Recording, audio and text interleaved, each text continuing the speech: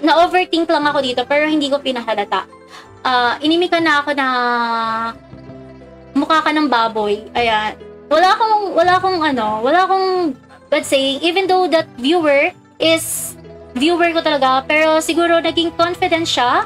Naging siyang confident sa akin na inimikan niya ako mukha na akong baboy. Which is parang, oh my God, hindi ako iniimikan ng gano'n ng boyfriend ko. Tapos, yung mga nakakilala sa akin, hindi nila sinasabi yun sa akin kasi alam naman nila na I'm fit. Ayan. Hindi totally fit like artist ha, pero I'm fit. Okay yung katawan ko. So sabi ko, oh my God, below the belt. Ayan. E di nakwento ko kay Mahal. Simula yan, nagpa-positive campaign na kami. Ayan. Oh, hindi. Alam ko mabay si Jay Pangilinan. Tropa talaga yung si Jay Pangilinan. Ayan. Nagkaroon na talaga ng negative campaign, guys. Yung inimika na ako na sa super confident ng viewer. Inimika niya na ako, mukha ka ng baboy.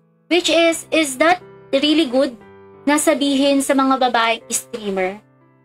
Kayo na yung mag-judge, guys. Kayo na yung mag-judge. Ayan, wala akong problem sa iba, sa mga hindi below the belt. Pero yung imikan mo ng parang pang-physical na imikan mo, mukha ka ng baboy. Pabigat ka lang. Yung mga ganon, mukha ka ng baboy, pabigat ka na lang. Although nasa cam kami ha, so hindi ako yung tipo ng tao na nagre-rage siya, pinapagalitan ko yung viewer. Parang hinahayaan ko lang. Pero syempre, after ng live stream, overthink ka nun eh. Imagine, dahil sa super confident ng viewer, na ang tingin sa'yo is parang ano niya lang, kainuman niya lang sa kanto. For example, nagkakainuman kayo. Ayan, parang kung ano-ano na yung ibinabato sa yung comment, which is not good. Ayan. Especially if female yung streamer, guys, don't say things like that. What if may pinagdadaanan nga yung streamer? What if ba't tumaba yung streamer? Imikan mo ng buong baboy, yun pala, she is pregnant. And female siya. What if pregnant yung streamer? What if may PCOS yung streamer? What if yung depressed yung streamer tapos umiimik kayo ng ganyan? Although hindi ako depressed, guys. I'm just, inaayos ko lang yung sistema ng pagla-livestream natin na below the belt comment is not good, especially mapalalaki or mapababae. Ayan. Pero strong personality naman tayo. Wag lang naman yung sa below the belt na iimikan niya na ako na mukha kong baboy, pabigat, mangmang, yung mga ganong words which is nakikita ng ibang viewers, especially new viewers, na ay pwede palang imikan ng ganon si Snap. Lalaki tropang Michael, they are boys. Although nila like and share nila yung live stream. Yes. Although nila like and share nila yung live stream, supporters sila ng live stream, pero yung nagiging campaign, guys, is negative. Negative impact na ang tingin na talaga nila is iniimikan ka na nila ng iba't iba. Ayan. Hirap. Ayan. Lods babae yun. Hindi. Lalaki, Lods. Lalaki. Ayan. Mga lalaki. Mga lalaki, tropa. Mga lalaki. Diba? If ever na, especially if you really don't know the person, if you really know the person and nakakasalamuhan nyo lang siya through live streaming, it's not good na super overconfident na kung ano-ano na yung sinasabi nyo sa comment section. Hindi po talaga siya good, especially, huwag nyo sasabihin baboy ang babae, guys. Kahit nakikita nyo if the girl is chubby, thin, or what, never, wag nyo pong sasabihin sa babae. Kasi nag-overthink po talaga kami. Real talk yan. Hindi ko lang pinahalata. Kasi I'm professional pagdating sa pag nagla-live stream, especially, all of my Ragnarok is my clients, guys. They're paying me, so I need to become professional, so hindi ko, parang, nakangiti pa din ako, ginagawa ko siyang katuwaan. Pero it's not really good na magbi-below the belt, guys, yung comment. Yun lang. Especially if lagi ako nag-exercise para ma-maintain yung katawan ko. Although hindi siya heavy exercise, nag-exercise ako, tapos pinipilit kong maging healthy. Tapos iimikan tayo ng ganun, guys. Parang nakaka-overthink sa part ng babae. Also, Sparrows, kahit na nag-share like send star or send man Gcash, wala po silang karapatang bastusin kahit sino streamer or Yes, it's also applicable mapalalaki or mapababae. It doesn't mean na napayag yung streamer na makipagkwentuhan or makipaglokohan sa inyo guys, hindi ibig sabihin na babastusin nyo siya to the point na iimikan nyo na mangmang, ang mukha ka ng baboy, pabigat ka lang, mga ganon. Tapos, ganon. Ayan. Yun lang. Nililimit ko lang yung mga ganong words guys kasi napaka-unhealthy. Ayan. May isa kasi akong viewer guys na nag-rage din siya. Parang hindi na siya natutuwa dun sa nababasa niya nga. Ayan.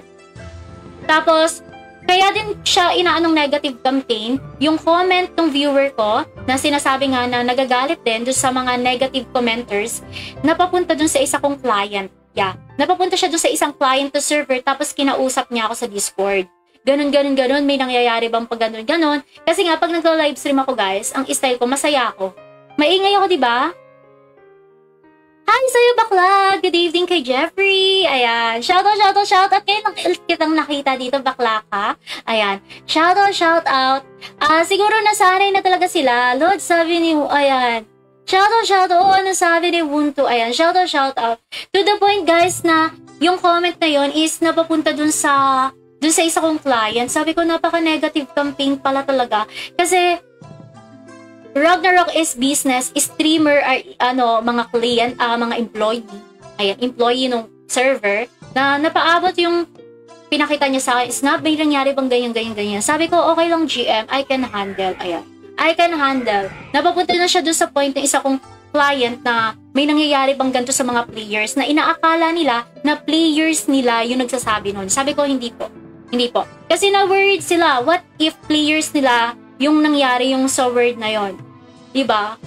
Kaya sabi ko, masyado na pala talaga negative campaign. To the point na super negative na talaga yung sa comment section na, grabe, hindi naman ako ganun.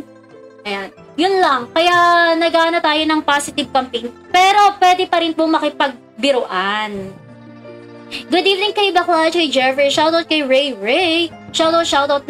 Yun lang, nagiging na talagang super negative. Ano naman yung bakla drama mo? Hindi bakla, i-share ko lang. May i-share lang ako. Chuta ka? Maglaro ka nito. Chuta ka? Ayan. Ito, tropa natin yan. Ayan. Si Jeffrey sa Balbarino, tropa talaga natin yan. Minsan na nga lang yun umuultaw. Saan kang server ngayon, tropa? Nasa na mga kalahi mo ngayon? Ayan.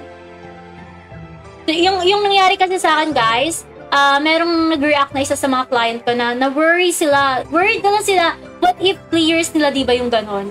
So, kinausap nila ako, what if ganon na daw? Sabi ko, hindi. Don't worry, GM. Hindi po sa inyo yon. Di ba? Maraming naaapektuhan sa negative campaign, guys. So, don't be rude to streamers. Kahit mapalalaki or mapababae. Ayan. Because we're just working. Empleyado din po kami. Ayan. Empleyado as a freelancer, yeah. Tawagin nyo na lang kami freelancer.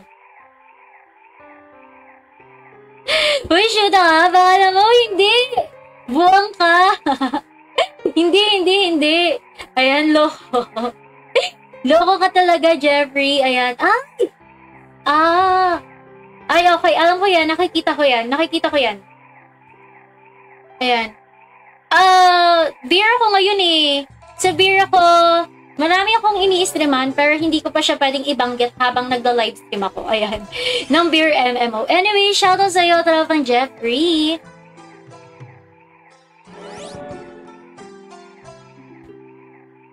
Ayan.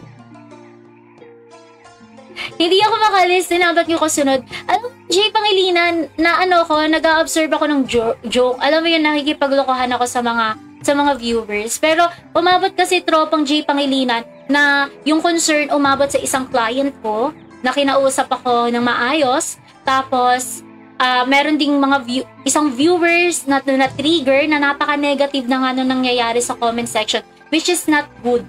Yeah, which is not good, guys. Tapos nakikita ng mga new viewers na, ay, pwede palang sabihan ng ganun si Snub. Ay, pwede palang ganyan sabihan ng ganyan si Snub. Ayan, hindi pala siya nagagalit. Ayan.